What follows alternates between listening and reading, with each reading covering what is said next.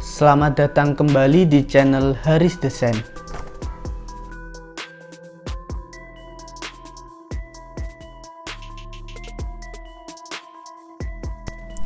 Desain kali ini adalah request dari subscriber untuk membuatkan desain rumah di lahan 7 x 12 meter dengan anggaran di bawah 100 jutaan.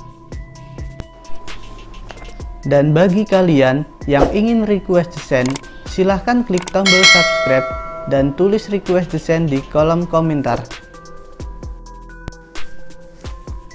Berikut ini adalah denah rumahnya beserta ukurannya.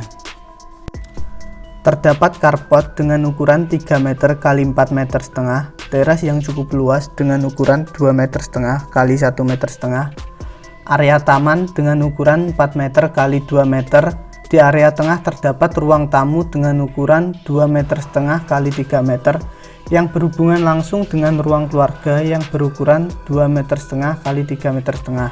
Di sebelah kanan terdapat dua ruang tidur dengan ukuran 3 meter x 3 meter.